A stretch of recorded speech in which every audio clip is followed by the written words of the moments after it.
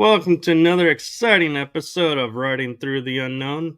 I'm your host, Michael, and with me tonight are two amazing guests who I am so excited to be talking with and cannot wait to hear about their adventures and experiences. So, without further ado, I'm going to allow my guests to introduce themselves, the amazing, awesome Leslie and Stephen Shaw. Thank you, Michael. What a nice introduction. So, I'm Leslie Shaw, and this is my husband, Stephen Shaw. I'm a semi-retired journalist, and Stephen is a retired acupuncturist and a Tai Chi master, and also a orchestral musician. He's a brilliant musician. But I did my military duty too, also. Yeah, that doesn't have much to do with our book, but that's kind of our background. And but we have been studying the UFO phenomenon for many years. Stephen started studying it when he was 31, and I started when I was 45. So we've been at it for a total of 55 years, I guess, combined. Yeah, pre-cell phone and pre-internet. So yeah, so a lot of reading. Well, thank you, Stephen, for your service. And I just want to point out my father was a SeaBee too. So when I saw that, I was like, "Oh, another SeaBee." Yeah. Yeah, I was actually a BU or a builder in the SeaBee. So they had different designations. Electricians made, machinists made. I was a builder. So I did that for 6 years, from 80 to 86. Wow. Yes. Serving mostly at the 29 Palms Marine Corps base. No, that was only one of the other places too. Yeah, Midway and Port Hueneme and yeah, he's one of the few people who have gone to Midway. Yeah, I actually did a tour of duty on Midway Island. Wow. Say that and seeing the baby Goonie birds and all that kind of stuff. So is it as small as they advertise it as? 7.5 miles around. I can attest to that because a friend of mine, we both ran around the island one morning before breakfast. Actually, it was. Yes, it's 7.5 miles around, so that's the circumference of it. Wow, and such amazing amount of history for such a small little speck. Yeah, there still was like an old plane that had crashed back in 1981 when I was there. That was still there. Was it from the battle? It was. It must have been the battle from the battle. It was like, it was like in a remote part of the island. We were running around the beach part, right? So we came across this one. So yeah. So I gotta admit, Stephen, reading your bio and yours, Leslie's, I feel like I have done so little with my life because you guys have so many different aspects. I was like, wow, how did they find the time? Oh, thank you. We are in our 60s now, so I kind of feel like I kind of topped out like about the age 45. I got like a lot of stuff done in my life, and then about 45 or about 50, I kind of haven't been doing quite as much as I did like early in my life. So yeah. So what got you into UFOs? What was like the catalyst that you were like, "Oh, this is the moment I'm going to start devoting all my time to researching this"? I'll take this, okay, because it kind of really applies more to me and started with him, yeah. And my family background, really going back to the age of 3, and I was told as a child that we had this family spirit guide called O'Blegley that had been with the family for a long time and would show up from time to time and sometimes help out people or whatnot, right? So I'm 3 years old, so I just take it just like Santa Claus kind of thing, all right, or the Easter Bunny.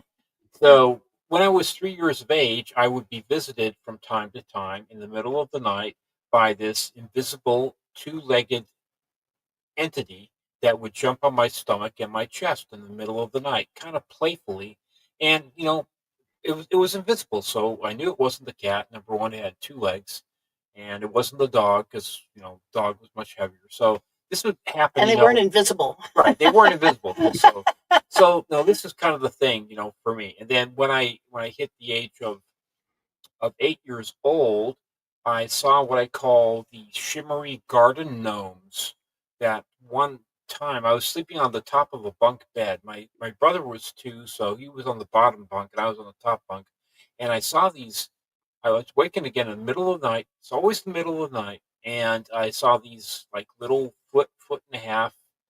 I think they're a little bit over a foot. I call them, garden gnomes. There's like 4 or 5 of them. They looked all male, and they were shimmery, and they were walking into my room, kind of backlit by the kitchen light. And I looked at them. I looked at them, trying to say, "Am I seeing things?" And by the way, we did not have a TV set in our room. Okay, that was, this is 1968, so we barely had a black and white TV to start with. So, anyways, I looked at them, and then I just got scared and I turned over. Now, when my brother hit the age of 8, he started sleeping in the closet. And he slept in the closet for 2 years. And I asked my brother Philip at the time, why are you sleeping in the closet? And he told me that I'm afraid of the little men that come at night. And I believed him because I had seen the little men that come at night. I'd seen them once.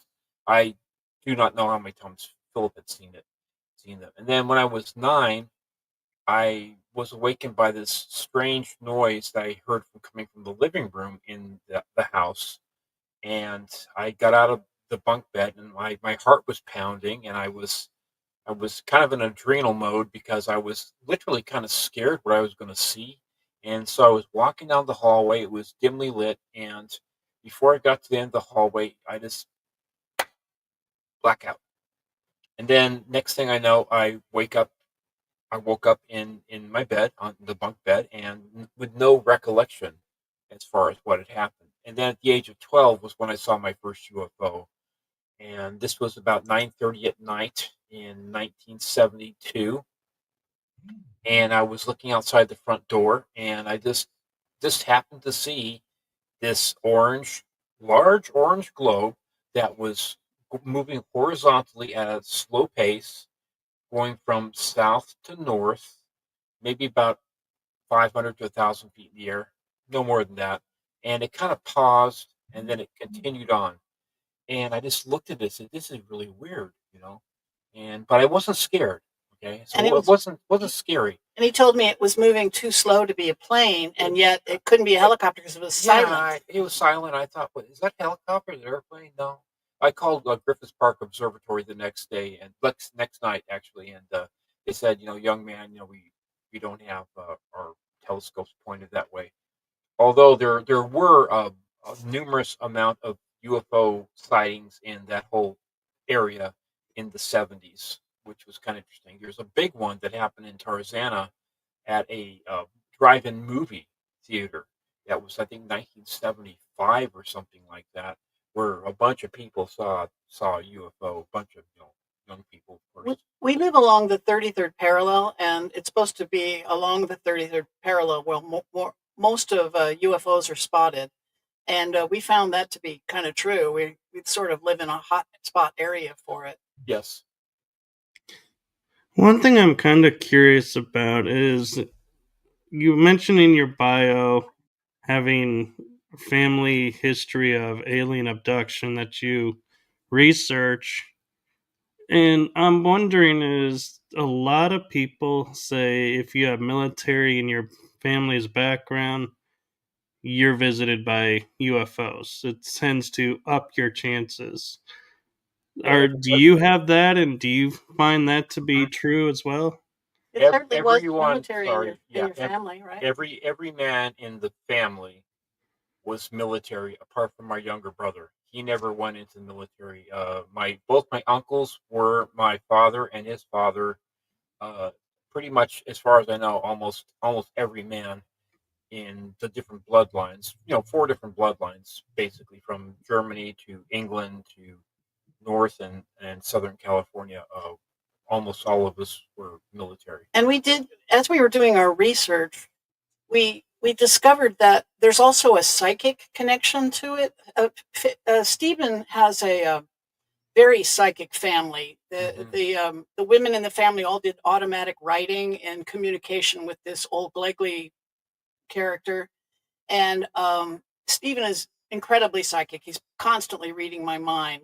And we thought, and then as I was meeting other people who had had these experiences, I kept meeting people who were psychic, abductees, that either this one's a psychic healer or this one's a medium. And we just recently discovered that this is been proven. Luis Elizondo, the gentleman who released the big story to the New York Times with the 3 now famous videos, Tic Tac, Go Fast, and Gimbal. He wrote a book recently, and we have it, of course. Imminent. And it says that they did, he was in charge of this ATIP program, and he said they did MRI scans of the brains of abductees and found them to have the same kind of brains as people who have ESP or remote viewing capabilities. So there is a connection between it. It's called the parahippocampal gyrus. It's on both sides of the brain. It crosses the corpus callosum, and it's bicameral, and it's larger, more developed in people that have those type of capabilities. So I would suspect that probably I have it too. So I would suspect. And at first, we didn't really understand what was going on, but see, with the abduction phenomenon, one of the signatures for it is people will see something frightening or weird or odd, and then they'll black out, and then 3 hours later wake up in bed or next to their bed or something. And apparently this is just the signature for the abduction phenomenon. And we tried to break through Stephen's mental block in these blackout times. But the block is just too well placed, and we have yet to succeed breaking through it. Yeah, I've only ever met one hypnotist that I would consider to be really above board and really really good. That was Pat Collins on my 19th birthday, 1979, July 28th, and it was absolutely like a curtain came down over me and the other 8 people that were on stage. It was amazing. I would not have thought that it was possible. So we know he can be hypnotized, but we just haven't succeeded with the hypnotherapists we've gone to since then. And no, exactly. No, not yet. Yeah. I wonder if it's blocked because of protection for you and Leslie and your family. Yeah, the trauma involved might. I do know when Betty Hill, she's a famous abductee, Betty and Barney Hill, and when she was regressed, when she broke through the block, she started screaming in terror. So we are talking about a frightening, traumatic experience that maybe his psyche is just not ready to. Well, I've seen a lot of stuff before and after, as far as beings in my room and things such as that. My brother saw actually what we're dealing with. My brother, when he was 16 in 1982, he was 6 years younger than me. He has passed away because of a very terrible thing that happened. But anyway, when he was 16, he saw on the third night of a series of events, he saw a 6.5 tall, skinny gray that was standing in his doorway at night, and they looked at each other for a second or two, and then he blacks out and wakes up 6 hours later in bed. This was not at the same house. This is the house that we were actually building, because we were cabinet makers and carpenters, so we were actually building a house up in Sonora. So, and you know how hauntings tend to be locked to a place, ghosts tend to be frozen at a location, right? But in the case of the abduction phenomenon, it follows the family. It started in Germany, and then went to England, and then Southern California, and then Central California. And that's just what we know. I haven't gone back 5 generations yet. I haven't done the ancestry thing or anything like that. So I don't know anything past 4 generations. But they've been dealing with it since then. And once Philip saw the tall gray, that's when we realized what we were dealing with. Now we know. Yeah, Blackley always appears the same way. 6.5 feet tall, tall and skinny, sometimes dark, sometimes blue-white. It appeared blue-white to me. Appeared as a tall gray to my brother. Appeared as a tall black man wearing a red fez to my uncle. A dark figure. In Salon. Actually saved his life. He wouldn't have survived if this figure hadn't shown up and told him to get out of the tent, because there was a raiding party coming through because he was in the military. So there was, Ceylon, which is now Sri Lanka. They were billeted out there in a multi-man tent, and he was in a cot, and he was awakened in the middle of the night by this tall, skinny, 6.5 foot tall figure wearing a red hat, red fez, as he called it, and it said, "Douglas, you need to get up now and leave. You might be killed." And so he knew about the old Glegley stuff from my grandmother and from my mother. So he believed. He didn't expect it, but he believed, and he got out of the cot and he went outside. And sure enough, about a minute and a half, 2 minutes later, a raiding party came through with machetes and guns and killed several of the officers. And he recounted the story to me a couple different times when I was in my early teens. And the funny thing is that the family took it so seriously, this old Glegley thing, that when his daughter came of age where she could drive, he bought her a nice white Triumph because he wasn't lacking for money. Okay. So anyway, so you can guess probably what the license plate that they got for her was. It was all Glegley. It's all Glegley, yeah. That's how much, and my uncle was dead serious about it, as was my parents. And- They were dead serious about it. And when we started doing the research into the abduction phenomenon, the theory at the time was that aliens are just curious about us. They just want to take a few scientific samples, no big deal. But that really wasn't what was happening. We found that once they find a genetic line that they are after, that meets their criteria, they will prey on that person again and again and again through their lives, and then start taking their kids and their grandkids. And it seems to us more like they're harvesting a product that they need, kind of like a cow, a farmer and his cow relationship. So they also protect the family, right? It's just like a cow, a prize cow would be protected by its farmer, but also preyed on by the farmer when he's stealing the milk out of it, right? So that's how I sort of began to think of it. The abduction phenomenon is that they're after a specific line of genetic, a DNA. certain DNA line that they're after. And in Stephen's case, he meets one of the criterias is that they tend to take Caucasians. 9 out of 10 abductees are Caucasian. Whether they be Basque or whatnot, but yes. And we know that we've also discovered that about 4 out of 10 people taken have green eyes, and green eyes are a recessive trait in humans, like Correct. a mutation. And they tend to take more Rh negatives than like 4 out of 10 abductees are Rh negative, but we only make up. I happen to be too, but we only make up 1/9 of the population. And the Caucasians only make up 16% of the world's population. So the facts, the statistics were just not adding up. And by the way, my uncle Douglas, his last name was Griffiths, and the only reason he was associated with our family is because he married my mom's older sister. So really, we're talking about 4 different bloodlines. They had an interest in protecting or interacting with 4 different bloodlines. Yes. That I know of. Yeah, and I'd like to take a moment and say my condolences for your loss of your brother, was it? And thank you. Yes, that was so horrible. My brother, my mother, and my dad, all within 3 months. Well, and my brother killed my mom after he killed his cats, and it was horrible. It was brutal. I actually lay the blame at the abduction phenomenon because he was terrified as a child, and that really messes you up later in life. You get like a PTSD, and he never was emotionally stable person. He was a brilliant man, a genius, really, and teaching calculus at the high school and college, right? Right, just for fun. For jollies, But he never was emotionally stable. And later in life, he became hermit-like and miserly and very, very paranoid near the end. Yeah. And the loss of his father died in August, their father. Yeah, and, on the eclipse. Yeah, and then 2017. And then just 4 months, it seemed to unbalance his mind. And the emails we started getting from him became weirder and weirder and weirder and more and more paranoid. And then finally, and we were, he was their mother's only caregiver.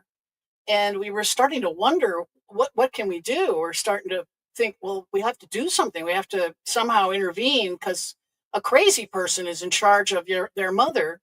But then it was too late. Then we lost communication and had to send the cops for a wellness check, and found that he'd killed his 2 cats, his mother, and himself with a shotgun.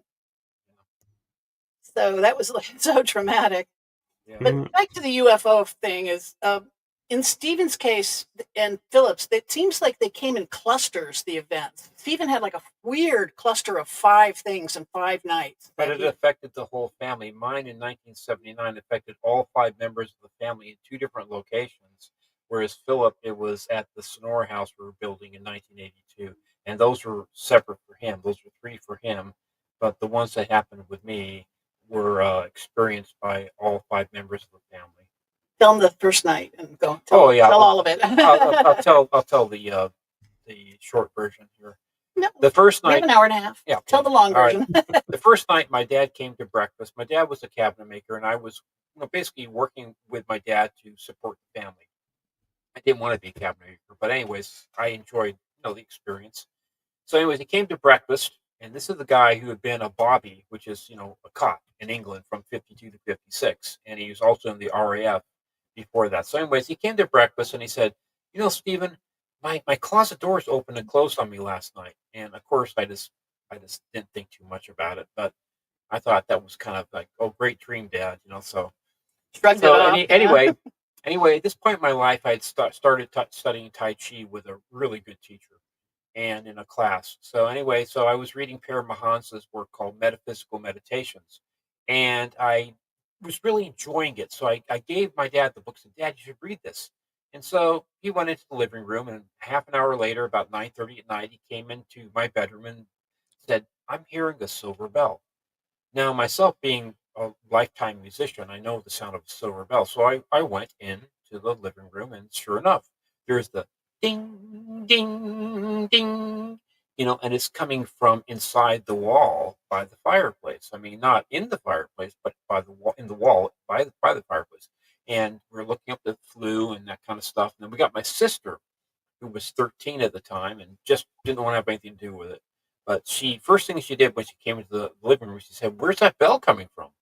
And so we went to the wall and we banged on the wall, trying to make some kind of logical sense out of it. Like, is it a squirrel? Is it, whatever, right? Wearing a And silver it bell. went on for 10 minutes and then it stopped. And then we just kind of like, wow, that was really weird. So the next morning, every morning we would call my mom and my brother because they were living at the house that we were building up in Sonora, which was 350 miles away. Stephen, We it was do that like every day. Yeah, because Philip just started school early up Right. there. Was all Yeah. So So anyway, well, this was January, so he was already in school. Okay.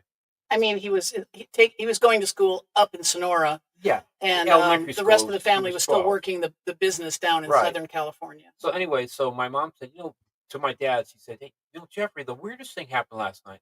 Around about 9 o'clock at night, I heard this bell, and I thought it was the phone. So I picked up the phone, and there was this male voice on the other side saying something to the effect of, 'I am the invisible on Beachy.'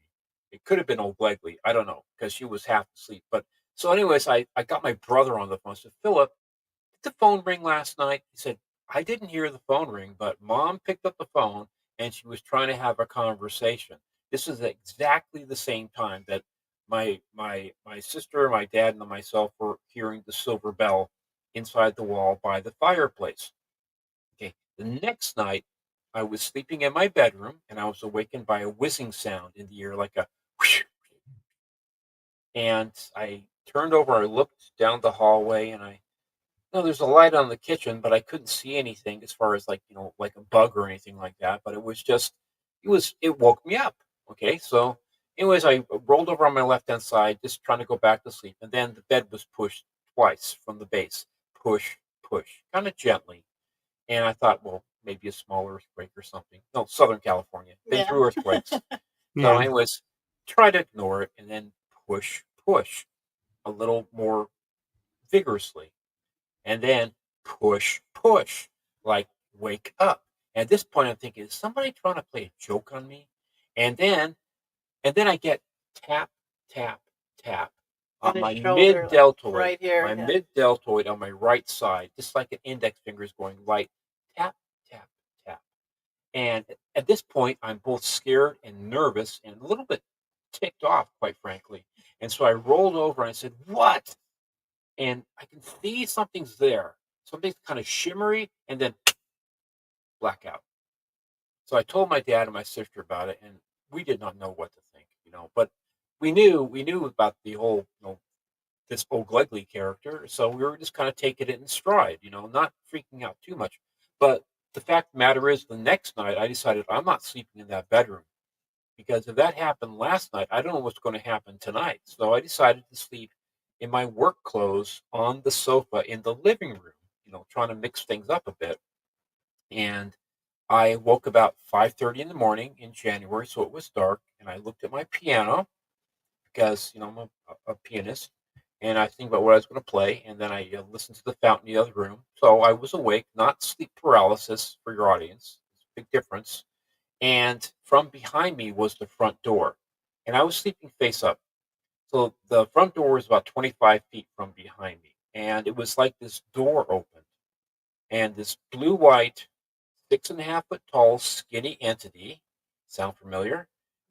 Came walking, floating over to my right side in about a second and a half to 2 seconds, stopped by my right side, and immediately the right side of my nervous system just went like it was shut off.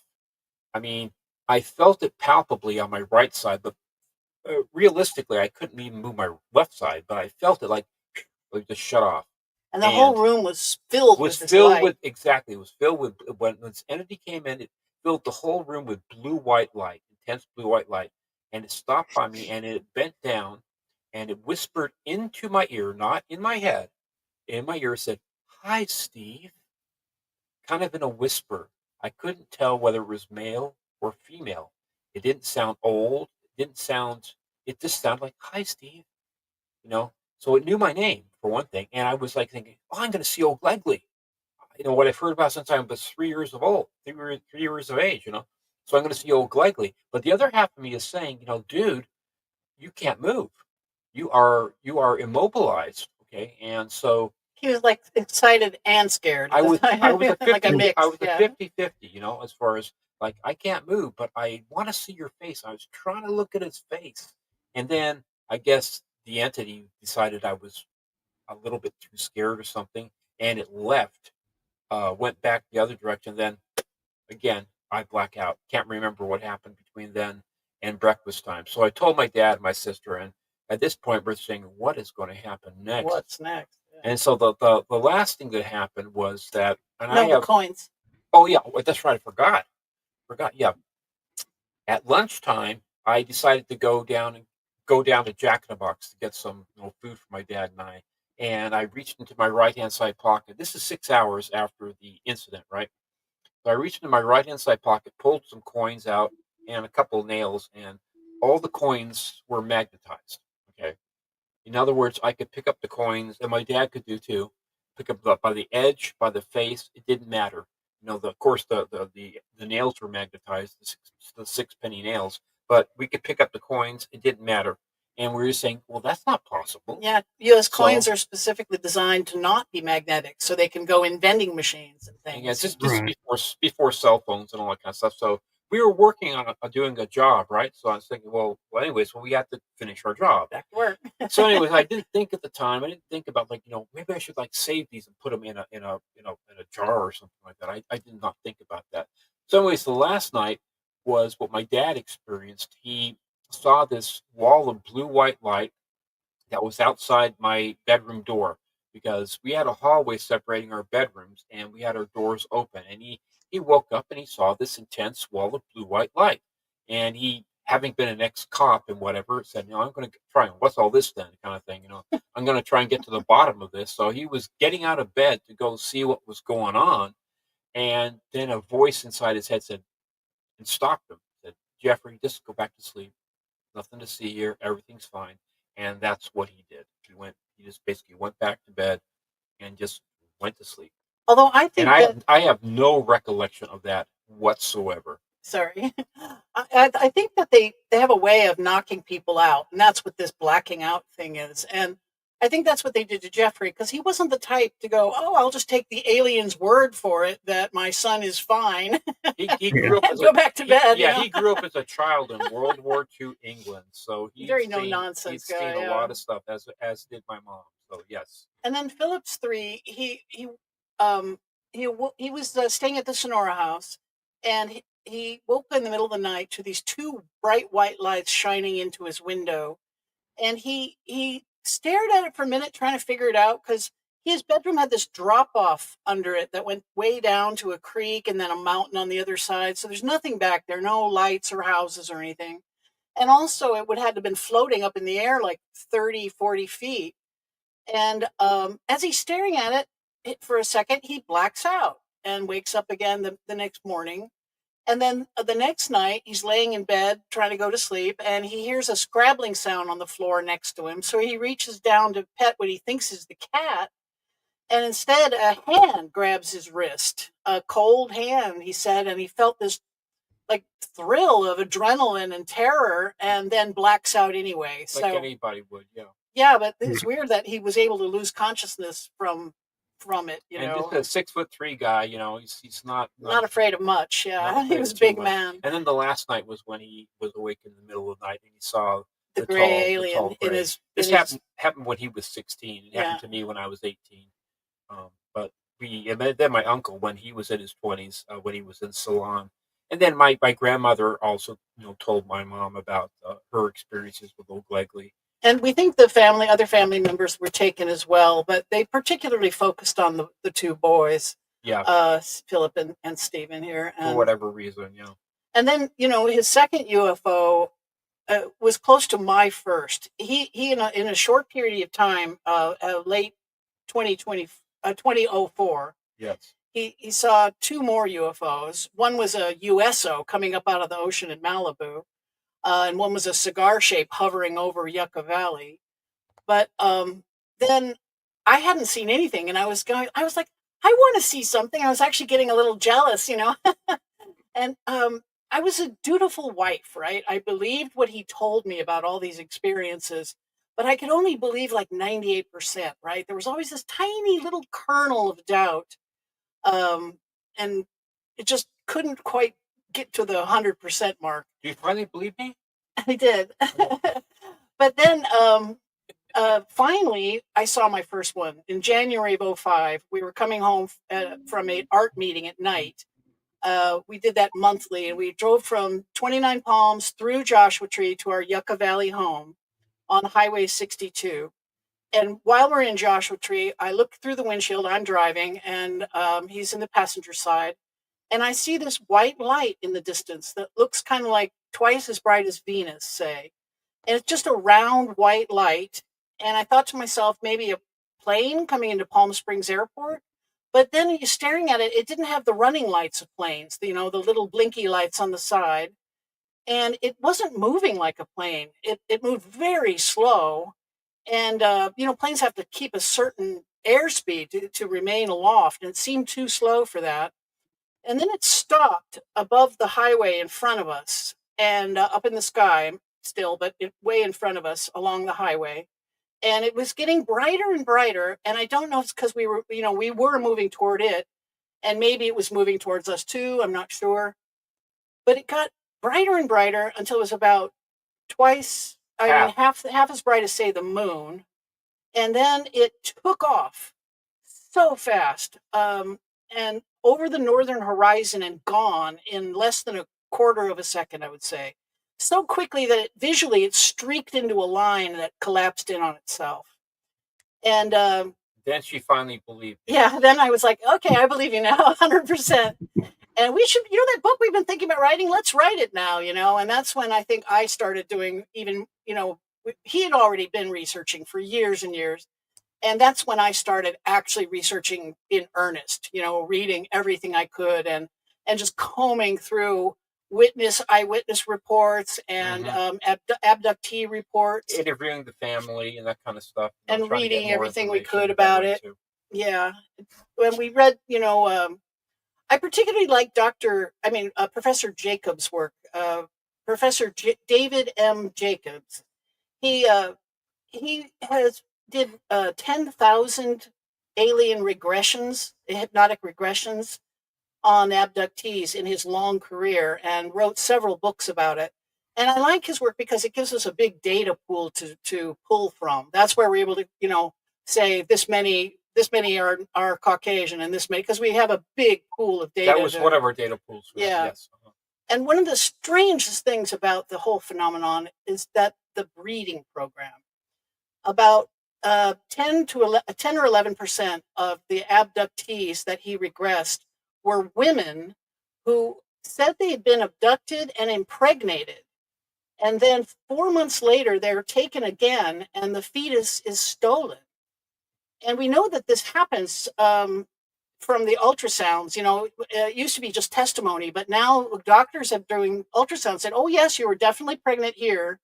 And then 4 months later, it looks like you were never pregnant. Because when they take the fetus, they also take the placenta and everything, which doesn't happen in miscarriage. Without leaving any scar tissue. And, they always take it about 5 centimeters in size, which is the size of American baseball. Yeah. And it's just, like I say, and sometimes it happens 1, 2, 3, 4 times. In their lives. Yeah.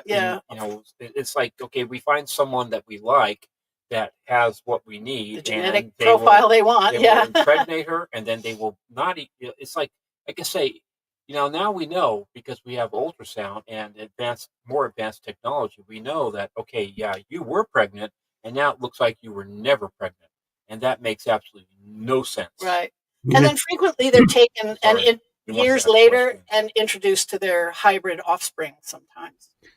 Have you read or heard of Karen Wilkinson? Karen Wilkinson? Yes. Yes. She's on Instagram. I see her. She has several books on the subject. She's another one. She's one of these people that women that was taken and her children stolen away. She knows that better than I do. Yeah, I read more about her than Stephen has, but I know about her. Yes. She's been a guest on my shows, and as you were saying what you were saying, I was like, oh, if you want a source to back you up, she has the exact same story. And so she would be a perfect source. And I have a question for you both, and it's one you may or may not have ever been asked in an interview.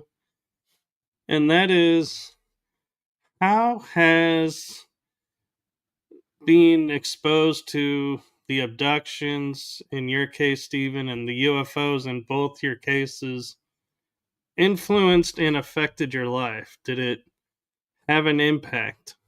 Sure. I can't walk outside and look at the sky without thinking, oh, is there a UFO tonight? It's my first thought every time. It has changed my viewpoint on things, because, like I say, I grew up thinking that it's almost like learning that Santa Claus isn't real, but Santa Claus is real, but something else. Okay.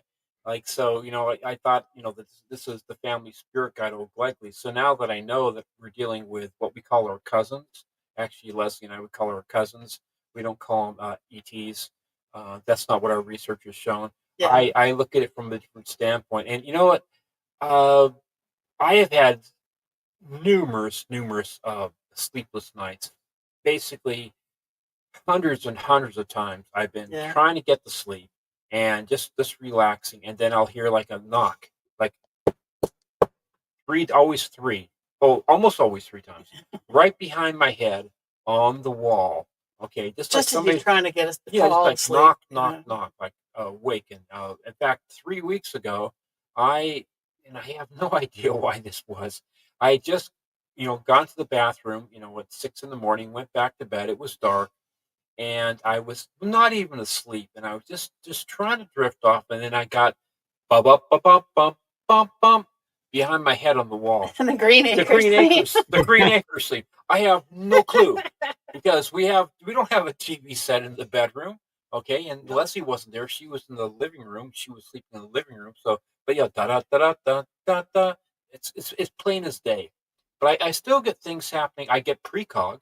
I've had 3 different precog dreams in the past 4 years, and so far 2 out of 3 of them have come true. In fact, the guy who did our documentary, 2 days before he came over, I had never met this guy before in my life before July the 4th of this year. We were doing a show up in Big Bear, and only sold one book. It was a bust, complete bust financially, right? So, but we were about ready to start packing up, right? And this guy came by, and he had heard me talking and to one of the vendors, and he introduced himself as a documentary maker. And we kind of got talking, and he said, "Well, I do have some time coming up, and I think I would like to do an interview and do a documentary on you guys." I didn't know him. His name's Jeremy Norrie. So I And we're said, so thrilled with the job he did. And a fantastic job they did. yeah. So anyways, 2 days before he came over to our house to do the documentary, I had this vivid encounter with him. The dream. Dream. Where he and I were sitting at our glass table in where we live, and he was saying that two specific things, that he was going to have to go to Arizona very, very soon. He had felt a pull to go to Arizona. And the other thing was that he was having a lot of pain or problems with his left shoulder and his left chest area. So I told this to Leslie. I said, okay, when Jeremy shows up, I'm not going to say anything. I'm going to, you ask him these two questions. Okay. And sure enough, he was having this pull where he had to go to Arizona. It was his next project. It was his very next project. And he had been overdoing it with his push-ups and his exercises. And he was kind of blew out his left side. Left shoulder. He kind of looked at me saying, thinking, well, maybe these people are for real. How did he know that? But this is like I said, this happened at least 4 times I can recall in my life where I've had precog. So that's what they want. They want psychic Caucasians with green eyes and Rh negatives. But that's who they're after as far as the genetic line. I'm A positive, but yes, but in general, I mean, Right. and we think Old Gligley, we think they apply a handler to each family that they want to track, and we think Old Gligley just happens to be the family's handler, so to speak, and they both protect and prey upon the family. And as we started doing our research into the UFO phenomenon, the theory at the time was that these beings are coming here. The Greys are from the Pleiades, and the Nordics are from over there, and the little Greys over there, and the reptiloids from over here, and the insectoids over there. All these different star systems they're supposed to be coming from. Right. But we could not make that theory fit our data. It just wouldn't fit again and again. For one thing, they're seen 10,000 times a year, reported 10,000 times per year, every year, going back many years. That means more like 100,000, really. Right, because we think reporting is only about 10%. So that means they're actually being seen 100,000 times a year.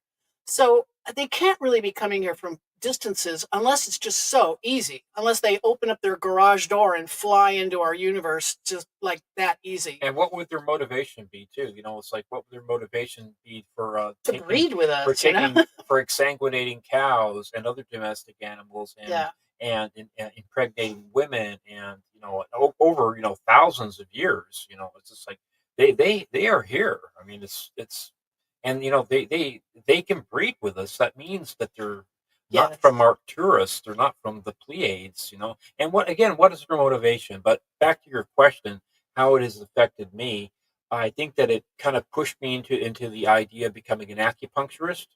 Also, it pushed me into the idea of going into the military. I think it influenced my life as far as this interaction. I think that and Tai Chi is why Stephen I didn't go crazy and kill the family. Yeah, exactly. Where poor Philip didn't have those resources to pull from. Yeah, he didn't. Now there is possibly a reason why, and I don't know how much research or out there you go with your research, but there is talks of like hybrids. Yes. Where, like you mentioned, Pleiades or Arcturus, Sirian, where we don't go down that they route. could be here, and that's why they're visiting. They're visiting family and going that route. But we do not see evidence of that. That just does not make sense. Yeah, what we've finally determined with our data and our research was that these are actually the Nordics, especially the Nordics, look exactly like Scandinavian humans. They're indistinguishable from Scandinavian humans. And the whole Admiral Byrd stories about him flying under the ice sheet and meeting with these men that were living under the ice sheet. The Ariani, the race of the Ariani. And what the thing they said to Byrd was that we normally have nothing to do with you surface people, but and your barbaric wars. They think of us as barbarians. But we have to intervene now because you've learned to crack the atom. And this is a power you shouldn't be playing with. You don't have the ability to control it. So that's, we would just take it all in like, oh, that's a nice story. But sure enough, that's World War II is when they started following our military everywhere we go. Right. The Foo Fighters and all our nuclear bases and our nuclear facilities and our nuclear research centers have all had UFOs dogging them, like constantly watching them. Yeah, the British, the Chinese, the Russians, they all report this, of course, the United States. And we've done over 2,000 nuclear detonations worldwide since 1945. So, and the women that are reporting being impregnated are frequently, they're just having sex to get pregnant. So if you're having sex with us and making babies with us, you are us, right? You can't be anything but us, you know? Otherwise, you'd be making a mule. And so we started looking into that as the possibility, is that they're really a breakaway civilization of humans. And once we did that, everything started to stick into place with all our data. That's why they're taking mainly Caucasians. They happen to be a branch of the Caucasian race. So they have all kinds of uses for Caucasian DNA, right? In fact, we think that they may be living underground, and we think they're in underground cities and bases. Living underground so long, they may have become non-viable and need regular infusions of DNA from surface dwellers. And surface animals, too. And so they're looking for a genetic line of people that as close as possible match their own, perhaps, right? And so there was that lined up, and then the cattle mutilations, when they went underground, we think they took the animals of man with them, and they may also be becoming non-viable. And that's why they're maybe doing all these cattle mutilations. It's not just cattle, it's horses and sheep and goats, but 95% is the animals of man that they're doing this bizarre butchering. Yeah, you always have to watch what they do, not what they say. Yeah. Their actions speak much louder than words. So that's, from the standpoint of, some people saying they're light beings and all that kind of stuff, and coming from, from Piscean for the tall whites, and then the Nordics over here, and all this type of stuff. I think that's so much from our standpoint. Okay, we don't think it's right. We think that it is a lot of disinformation because it doesn't meet up with what we have seen, and especially when we found out about the Younger Dryas comet and the Ucella Horizon and the nanodiamonds, and also the genetic bottleneck that happened 12,850 years ago. That's when we tried to attribute. It all lines up with. We tried to figure out, okay, well, if they are a breakaway branch of humanity, why did they go underground? And we have all these stories in history of these people went underground, these people went underground. And we also have a lot of data from abductees that say sometimes the Greys and the Nordics are working together on the same ships.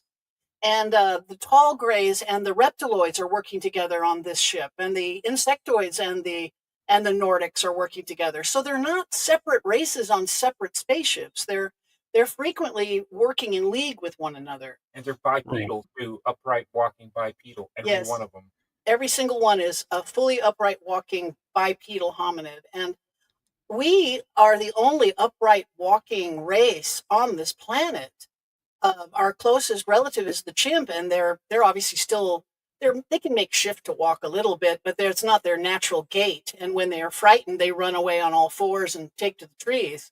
And then Bigfoot, of course. And but so the only upright walkers on this planet are us, the aliens, and Bigfoot. And we think bears occasionally. Yeah, well, again, though, it's not a natural gait for them.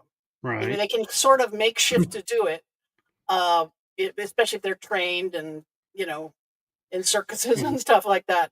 But really, when they're frightened, they run away on all fours. It's they're not fully upright walking. Yeah, when we get frightened, we don't go down on all fours and run. Yeah, No, we run. Yeah. We run upright. That would just slow us down, I think. So we think that.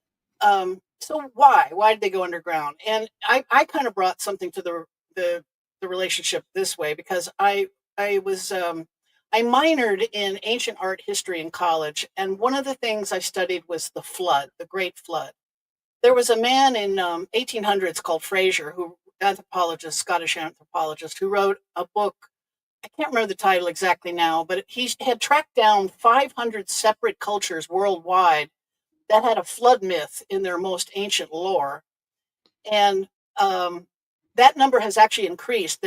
More have been found. There's almost 1,200 separate cultures with a flood myth, 1,200 different Noah stories out there, pointing to a worldwide shared event, that we all experience together. And then I started looking at the possibility that the Great Flood really did happen. And I thought I was looking at the extinction level event of 13,000 years ago as possible time period for it.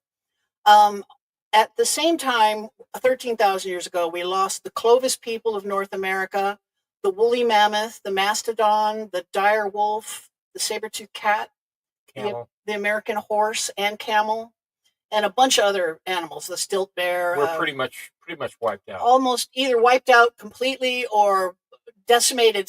Their numbers decimated so badly that they soon after died out entirely. And for a long time, people were looking for the cause of it. And they discovered 4 decades ago, they discovered nanodiamonds in high concentration in the soil levels of 13,000 years ago. And nanodiamonds only form in celestial impacts of some kind. A meteor or comet or whatever brings dust with it as it enters our atmosphere. And this dust superheats and turns into these little tiny round microdiamonds called nanodiamonds. And there was a high concentration of them in North America at the 13,000 year mark. So that was the smoking gun. We knew we had a celestial impact of some kind. We just had to find the crater. And then they found a crater in 2016 under the glacier of northern Greenland called the Hiawatha Glacier. And it's the Hiawatha Asteroid Impact Crater. And we thought, this is it. And we even wrote it into the book. But since then, that crater's been dated to 48 million years ago. And instead, the Younger Dryas comet that struck in Lake Superior area has been dated to the correct date, 12,850 years ago. So that's our murder weapon. We thought it was Hiawatha, but it's really this one. It was 62 miles across or 100 kilometers. So what I like to say is that it was still Colonel Mustard with a knife, but it was Colonel Mustard with a knife in the dining room instead of in the kitchen. So it was, and also to a comet basically it's a giant dirty snowball with rocks that's hurtling at 40,000 miles an hour that will break apart and will send cinders and fire. Cause the air bursts and causes fires and stuff. So that's why we had at least 10 different countries at the same time on 4 different continents that were basically all the forests were on fire at the exact same time. And the layers of 13,000-year-old soil, one of them is this 2-inch layer of charcoal. And that was like, why do we have a charcoal layer over that many countries and that many continents? And now we know why, because the comet would cause these air bursts and catch all the forests on fire. Right. But then it struck the ice sheet. And we had been, 13,000 years ago, we had been on the way out of an ice age. And this comet impact turned it right around and plunged us right back into the ice age again for another 1,100 years. And so we figured that it would still cause the same thing, the great worldwide flood, tsunamis, 1,000-foot tall tsunamis going all around the world. Cataclysm. An almost extinction level event for humanity. But there is a genetic bottleneck. Geneticists, we're trying to figure out why we are not as diverse as we should be, the human race. And it turns out that we, at some point, we're reduced to a population of about 10,000 individuals. It looks like about that exact time frame. So and then everybody on the planet has regenerated from those 10,000 people. And that's why we're not very genetically diverse, as we should be. And one thing I find interesting is it pops in my head every once in a while, and I'm in by no means a theologian. I grew up metaphysical, not in dogma. So for me to mention the Bible, there's, like I haven't fully read the book, but something, draws me to a certain point. And when you were mentioning the ETs looking human, and I can't help but thinking the Bible starts out as saying man was created in God's image. Yes. So therefore, we would look like them. And it always confuses me when people go, "Well, I have no concept of what God looks like." I'm like, "You look in a Look in the mirror, don't yeah. you?" It's It's like it funny. tells you what he looks like or she looks like, and Mhm. It's funny that you say that because I was also brought up a religious myself too. I wasn't brought up metaphysical, but necessarily, but I knew about the family spirit guy. But when my parents came over here from England, they had some bad interactions with a certain church. I won't go into which faith it was, but they brought me up saying, you know what, Stephen, it doesn't matter, doesn't what matters is what you do and how you treat people on a daily basis, not just going to church and then just getting your sins absolved on a Sunday or something like that. exactly. So Right. And so then, there's the book of Enoch. He talks about the watchers coming to earth, and people talk about them as like angels coming down to earth, 200 of them, according to Enoch. And these watchers started taking wives from humanity and having kids with them. So once again, we're talking about they're us. So what we think happened is, um, like the Deep Impact movie where President Morgan Freeman sees this, they see an asteroid that's going to kill us all coming, right?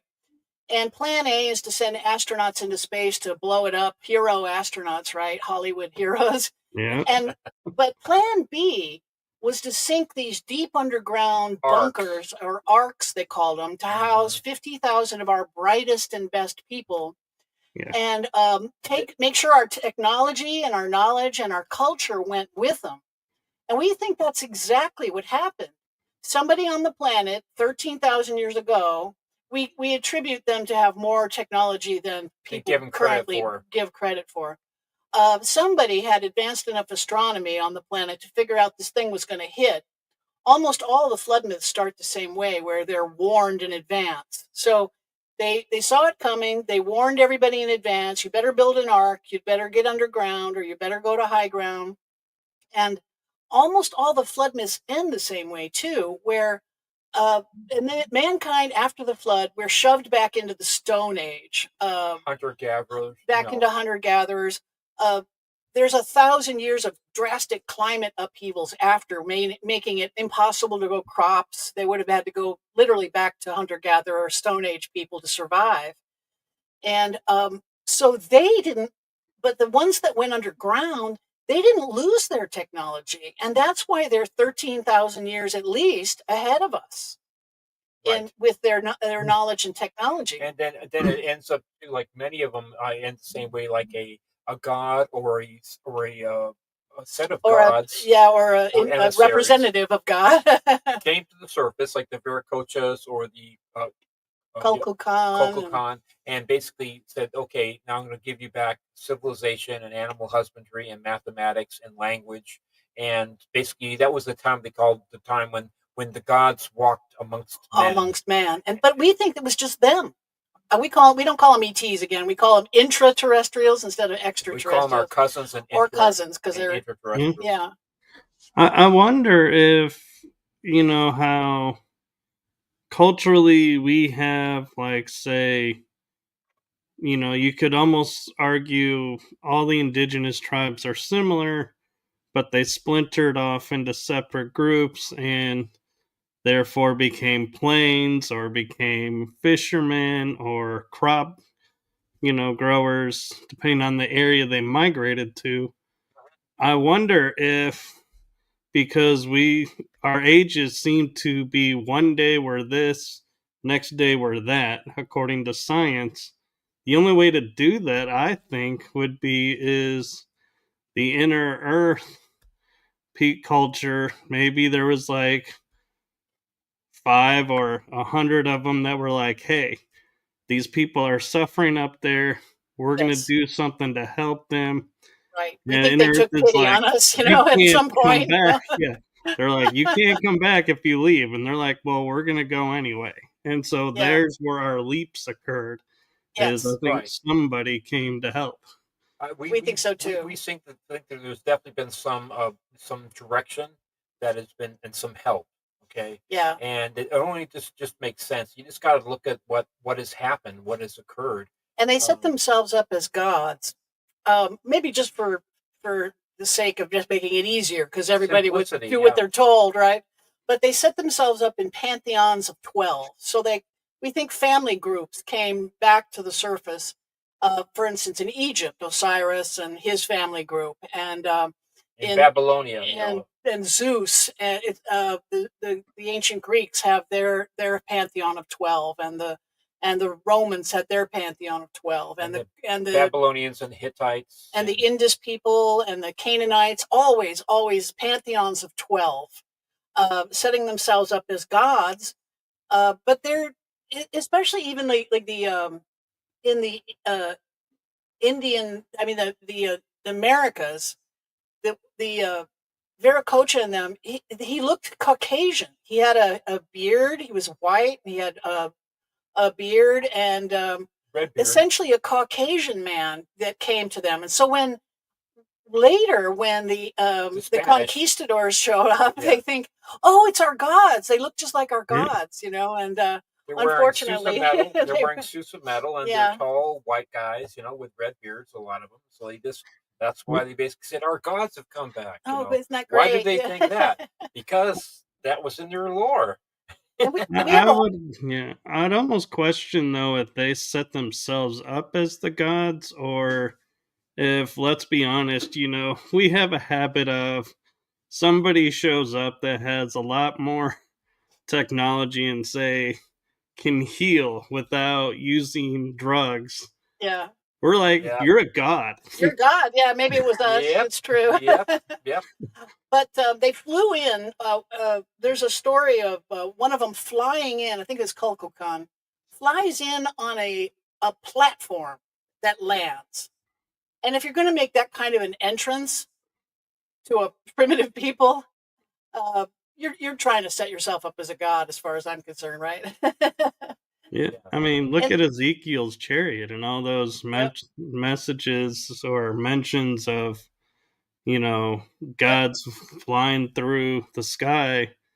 We assume, oh, they're flying on with the horse that's flying and a cart somehow managing to stay afloat, and it's like, no, it's probably is a UFO, but if you've never seen a flying disc or a flying cigar or a flying anything, you're gonna sit there and go, well, I gotta write something because they were flying across. What do we have that I could relate to? And the word chariot shows up, or Fire chariot. So I think they were using rocketry back then. In fact, the Chinese Emperor Huangdi, he came to China on a fiery dragon. Fiery dragon.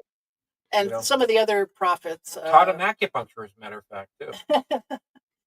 And so we think it. So the flood bits do end that way. It was like mankind is almost wiped out.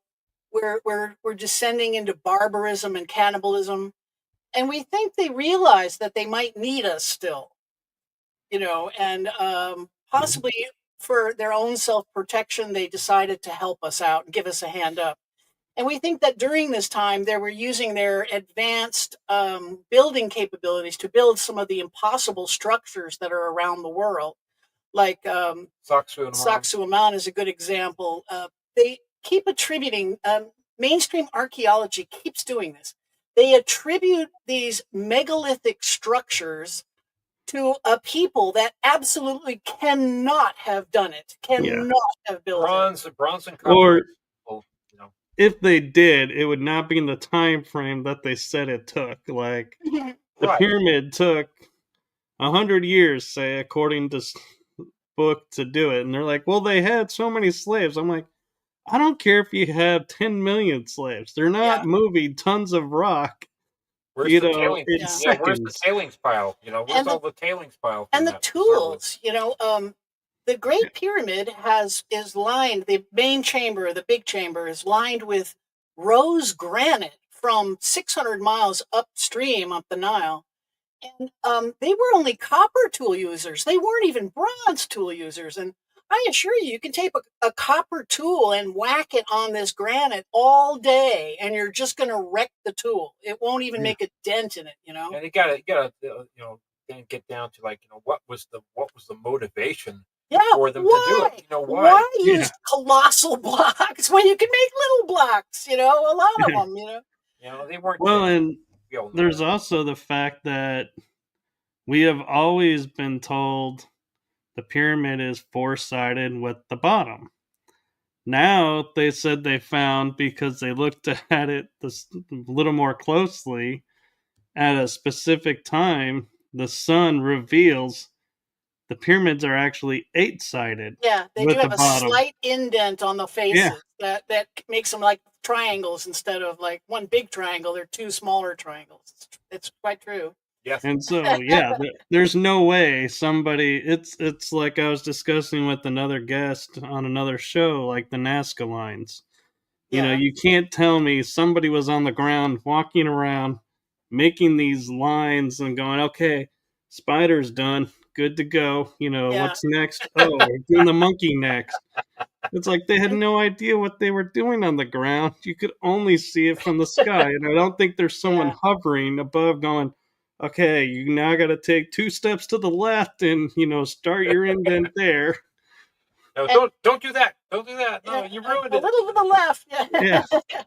And Sacsayhuaman is one of the more impossible structures I found. It's these huge walls are in this weird zigzag, and they don't even go all the way around the facility, so they're really not protective walls. It's like a sleuthing They look like sluicing stations, like maybe they were running water through them to separate out gold or something like that. But also these rocks that make up the walls of Sacsayhuaman, the biggest ones are 200 tons, and they're andesite. Andesite is a 7 on the Mohs scale, which is the hardest. Granite is the same. So granite's like between 6 and 7, so it's the hardest of the types of granite. And they're beveled. And they're bronze tool users, and the same thing applies. They could whack it all day with their bronze tools and make no dent in it at all. Yeah, we know a couple of people that have been there, so you wouldn't believe what it is when you get there. They're 25 feet tall, the awesome. walls. It's like unbelievable. And like a half a mile long, and 3 tiers, 3 layers of them. And above Cusco. And it's like at 12,000 and change foot elevation. So first of all, human builders could barely breathe at that altitude. And they say, they can roll them on trees. What trees? There's no trees there. At 12,000 foot. And they're all the softwoods in the jungles of Bolivia, right? They're not the hardwoods you would need to roll any stone that big. It's ridiculous. It just keeps getting stupider and stupider. Yeah, it's ridiculous. There was an experiment done on a TV show where they tried to build like one piece of Stonehenge using, like they were saying, you roll it on the wood to get it to the spot. Over these mountains, And he's rolling it, and they get it to the spot, and then he's like uses pulleys and hinges that would be designed the way they would in their time.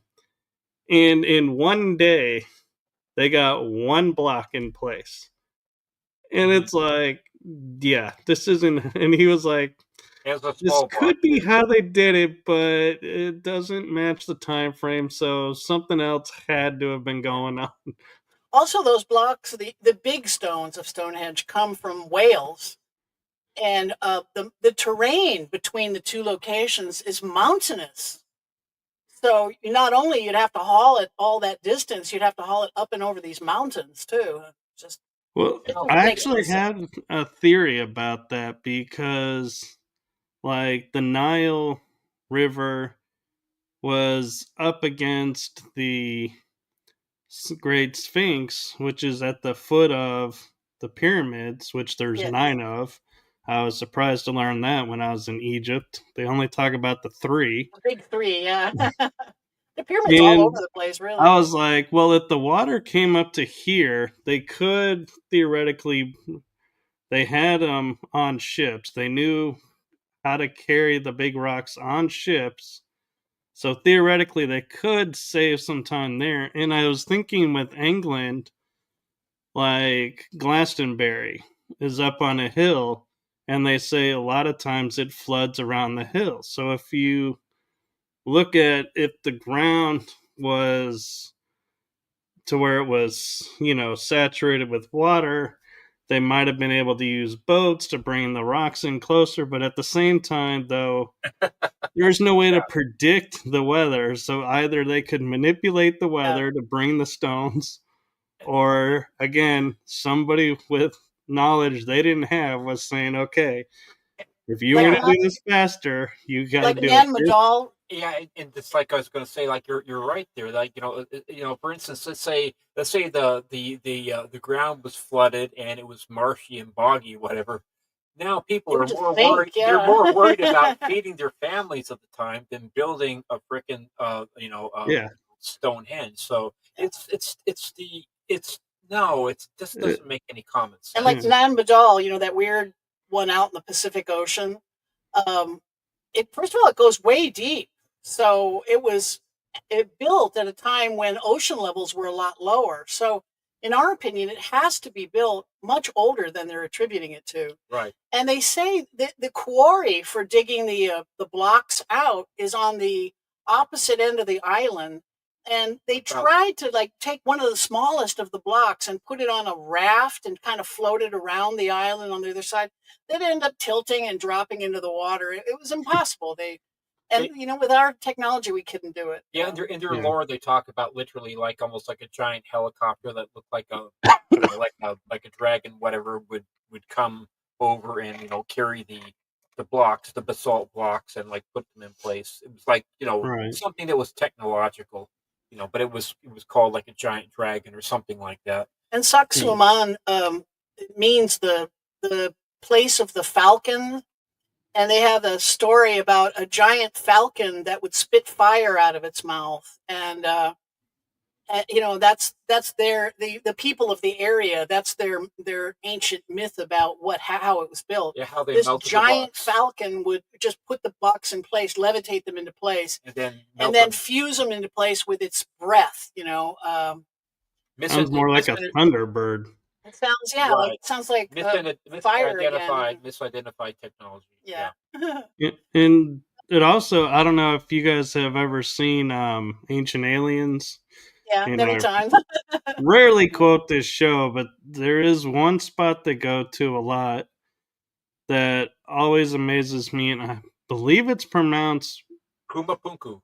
Yes, where you had the H blocks that are perfect. And they're like, we can't even slide a piece of paper in here. Yep. Yeah. And those are 144 tons sandstone blocks. Some of them are, yes, exactly. And they also have really intricate carved andesite there as well. Yeah, and the places where they had the 90-degree turn in the rock, it's not, two rocks put together. It is one piece. Yes. Yes, it's amazing. Yeah. It's and the amazing. Triple bevel cuts, they have these. It would take diamond cutters, to be able to do it nowadays. And, we can't actually recreate these megalithic structures now, not without leaving crane marks on them. And none of these stones have crane marks. Yeah. And as big as these are, the ones we've been talking about are the trilithon stones in the Baalbek Foundation. They're the biggest man-made stones to ever have been placed anywhere. They're 880 tons. 880 tons a piece. That's 1.4 million pounds or something like that. It's like, and not only are they ridiculous huge, and the three of them together, and you can't get a credit card in between them. They're so well fit together. They're up high on a mountain. And on top of that mountain is a 20-foot platform of other megalithic rocks, not as big, but big.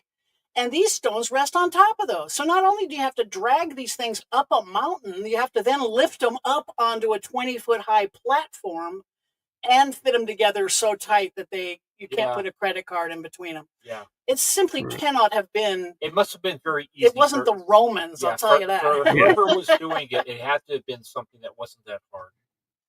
Yeah, and that's why they would choose gigantic stones, because it's easy and they can do it. They last forever, pretty much.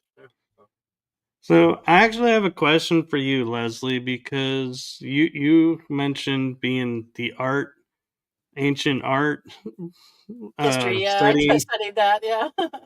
What was your thoughts when you were looking at like the Renaissance, Dark Age paintings, and there's like a black disc that's shining light down and something, and everyone's like, "Oh, look at this and look at this," and nobody wants to acknowledge looks that like a little UFO disc. to me. Yeah. Especially there's one called the Annunciation of Mary. You know, when Gabriel tells her she's going to be bear the Savior, and up in the sky, sure enough, there's a definite UFO. It looks like a flying saucer with lights underneath of it, and it's shining a light down on her, like it's got a light beam. You know, and there's all kinds of stuff in our ancient art that is right in line with our theories about it. You know, there's a woodcut from the 1600s that shows the sheep mutilation phenomenon, and another one from that era that shows crop circles. Yeah, that's so from this stuff's been going on for a long time. Yeah, that's from Bramley's work, The Gods of Eden, that I read back in like '93. Good book. And the Battle over Nuremberg is it's a woodcut from the 1500s that shows a space battle up in the sky. Yeah, the Hindus talk about it too. They talk about their, Brahma and whatnot having battles. And the what's the Hindu text again called? It's called the Ramayana, or that's the Ramayana. They talk about battles between gods and using nuclear weapons. And then there is a town in the Indus Valley in India that it's called Mohenjo-daro. Mohenjo-daro, thank you. And it actually looks like it was a nuclear weapon was used upon the town. The people everything in the town is radioactive, and the stones are fused together and made like glass. Like the high heat of a weapon. It's called vitrification. Yeah, and even the skeletons and stuff show high radiation content. It looks like at some point, nuclear weapons were being used on this planet. And we can only assume that our cousins maybe were fighting each other at one point or another. Mm-hmm. That's why we're made in their image, Yeah. And I feel like there's, as you mentioned, a lot of texts that have like the flood. There is stories that I've come across that's not as prolific and not as well talked about, but are there if you know how to look. And they call it the War in Heaven, or the War of Heaven. And I'm wondering, your thoughts of, what that is in your guys' opinion with what research you've done. Enki and Enlil. Sorry? Enki and Enlil. Oh, yeah. Well, the ancients, we've been talking mostly about 13,000 years ago, right? But that's the first half of our book. The second half of our book is looking at Sitchin's evidence and the ancient Sumerian tablets and what they have to say. And the ancient Sumerian tablets, some people think Sitchin was a terrible translator, but he's not the only source for the translations. And we think it's more like professional jealousy. Because, it was snobbery. There was because he doesn't have a PhD, right? He didn't have a PhD. Paleontologists that basically said, "Oh, you didn't go through all the proper channels, so therefore." Yeah, and he gave them a lot of grief because he was trying to get them to do a DNA test on Queen Parabi. Queen Parabi is a first dynasty queen of ancient Sumeria that has a very bizarre shaped head. And Sitchin believed that she's part God, like part Anunnaki. Yeah, And hybrid. these, if you go back 300,000 years ago, Sitchin thought that the Anunnaki were aliens that came here that uplifted mankind from Homo erectus into Homo sapien. And again, I would think, well, that's a nice little story, a nice little myth, right? But it turns out that our human genome is showing signs of editing, like CRISPR type of editing that we can do now. But that would have had to have been taken place a long time ago. And sure enough, it's in the speech centers of the brain. The neocortex near the Broca's brain. Actually, Jason Martell is really big on this. He's like one of the ancient alien guys. I met him and he did a whole seminar on where it looks like there was literally a cut and paste job done on the neocortex of Like the maybe we area. were really uplifted, Yeah, from so being, because around about 300,000 years ago. and then there is like this weird gap there, the missing link kind of thing, right? There's actually two good-sized missing links in the slow evolution of man between Australopithecus and Homo habilis. That's a huge link missing because Homo habilis has like a foot like a human, but Australopithecus had a foot like an ape, like the big toe was still more like a thumb. And so there's a huge gap there. But later, there's another one, Homo Homo erectus to Homo sapien. This change from one to the other happened very quickly, evolutionary time Right. periods. And it's an enormous jump, not just in our speech centers, but also in our reasoning and thinking capabilities. Homo erectus was still really kind of an animal. It would still drink Drinking. water, like scoop it up with a hand, right? Whereas Homo sapien, we make cups and chairs and houses to sit in, and also the what is when you can abstract thinking. That's it. Abstract thinking, where you look at a picture of an apple and you see it as an apple. Whereas animals can't do that. They can't look at a flat picture of something and reason it out that this is supposed to be an apple, whatever. And so we think Right. that they may actually have uplifted us. In that case, if it's true, and the Anunnaki really were aliens that came here and uplifted us, they used their own DNA to do it. So that means all of us, all of Homo sapiens sapien, are part alien. Right.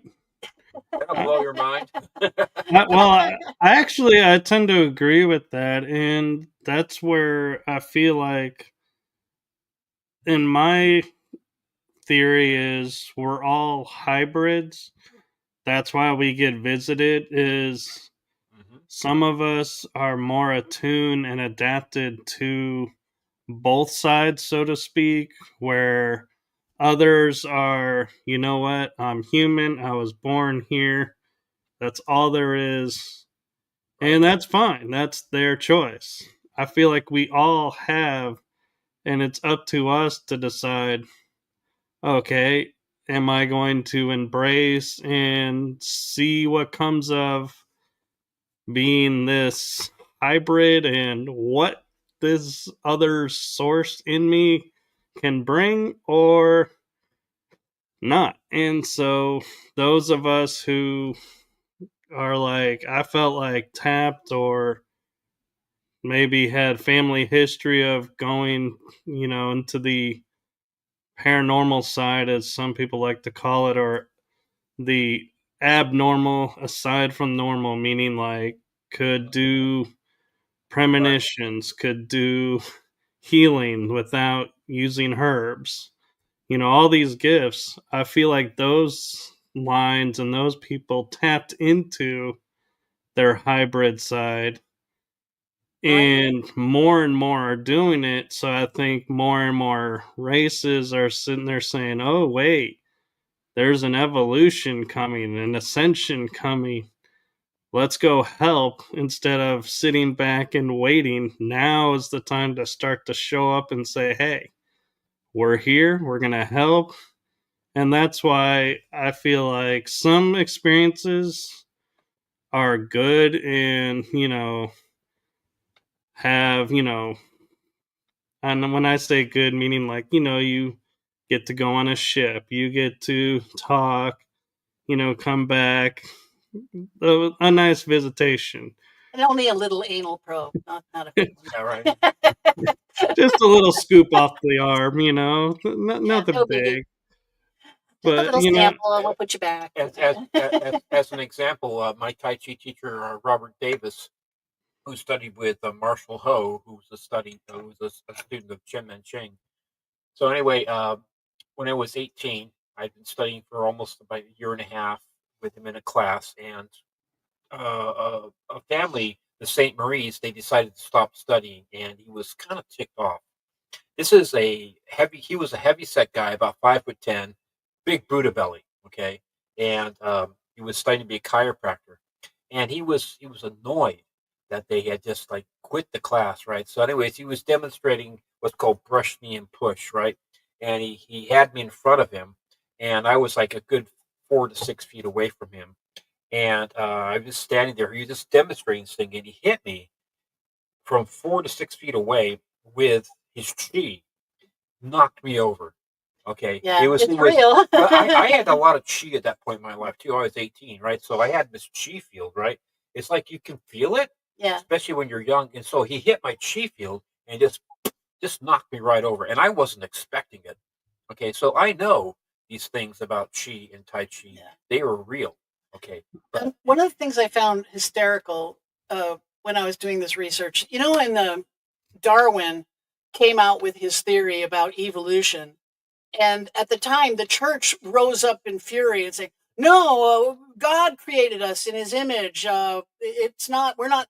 We didn't come from monkeys, right?" And so the church and Darwin and the science community and the church community, they were at odds and fighting each other tooth and nail during this time period. But if the Anunnaki really did uplift us, both are right. We slowly evolved into Homo erectus, and then the gods came in and finished making man. So creating the man, right. the race. So both theories are right. In which case they were fighting over nothing, right? Yeah, literally, almost. Yeah, and I have to say, I love how the universe works because when we started, I was like, wow, we covered a lot and only 20 minutes went by.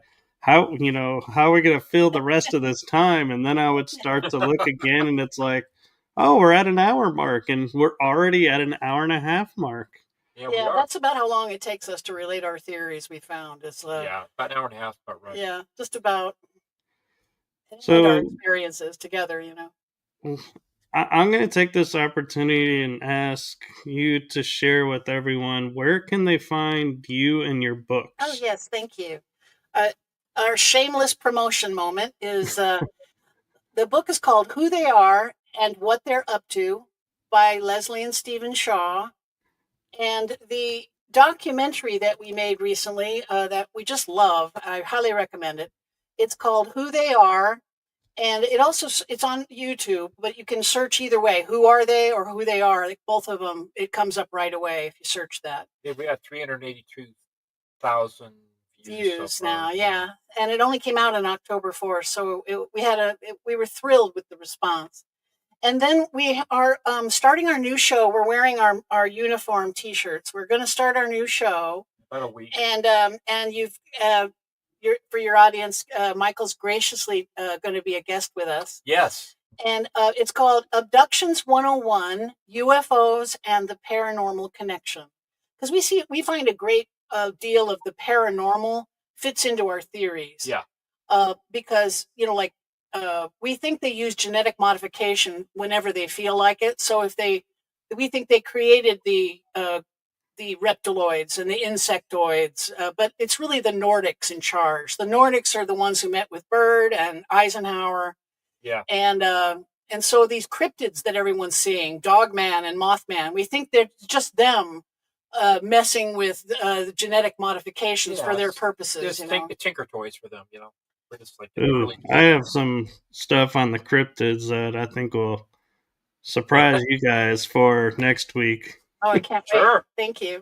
You got it.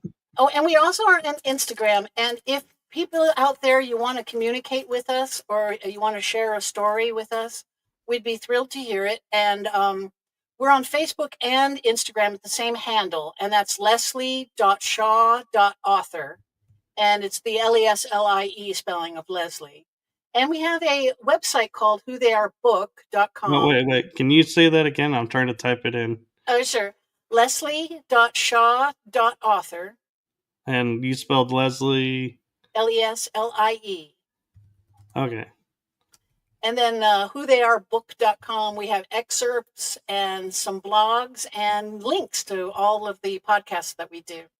We've got some of my music on the Facebook handle too, right? Yeah, Stephen's, we did some very nice recordings of some of his original music and some of the stuff that's in the public domain because it's old enough. And I will say all the links that they have provided that they sent to me are in the description, so you should have no problem finding them and reaching out to them. So the ones I wasn't sure about, I just posted on the bottom of the screen for those to pause and write down. So and thank you so much for having us. Thank you very much. Yes, I'm so excited that you guys were on and we had such fun, and I cannot wait till next week, Friday. By the way, we'll let you talk then. I really like your opening music and your graphics. Yeah, that was cool. They were really striking. Well, thank you.